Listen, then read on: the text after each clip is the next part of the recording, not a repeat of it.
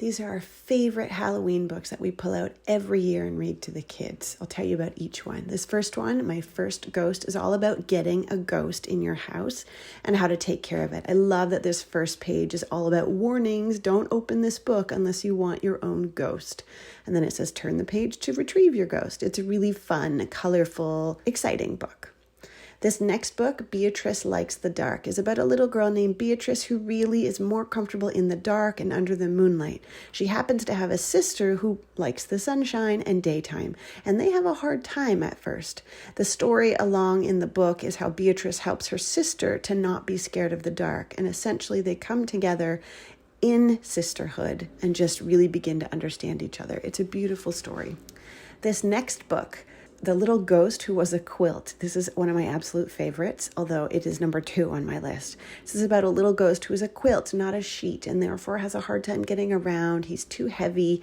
He's teased because he's different. And as the story goes along, this little ghost actually gets picked up by a mother on Halloween night and is wrapping a child to keep them warm. The little ghost who was a quilt can't believe it, and is admired as a quilt once he gets inside that mother's house.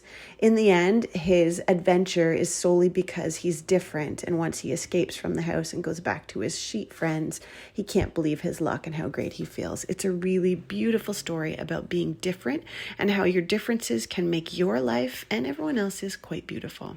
It's a stunning book overall. This next book is called Millie Fleur's Poison Garden. And Millie Fleur is a little girl who moves to a new house and finds the garden oh so boring. Her mother brings along her seeds and she gets to plant her crazy and very different and sometimes poisonous gardening plants. The whole neighborhood and town try to make her take it down, saying they only like pretty gardens. And she ends up taking everyone on a tour through her garden, and she ends up making changes in the town. It's really sweet. Sir Simon is all about a ghost who is the scariest ghost, or the ghostest with the mostest, as his business card says. He gets a haunted house for his first time and thinks grandparents are moving in, which are great. He says they're easy. They don't notice much.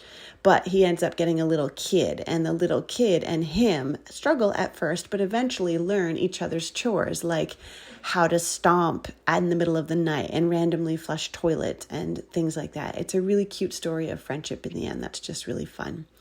Gustavo the Shy Ghost is a bright and beautifully illustrated book about a little ghost who only wants to make friends.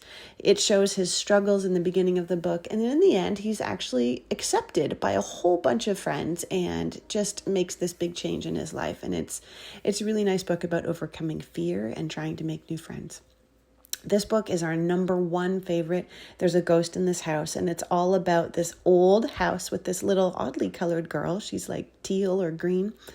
And she can't seem to find the ghosts in her house, even though she hears that her house is haunted.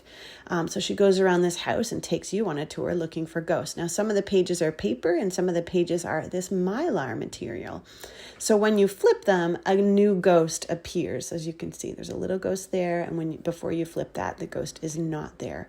So there's multiple pages like this with multiple different ghosts. So what ends up happening as you read the book is you kind of go on this little mini ghost tour through this house by way of the book. And it's just really fun and really exciting to kind of play peekaboo and look for these ghosts overall. We love these books.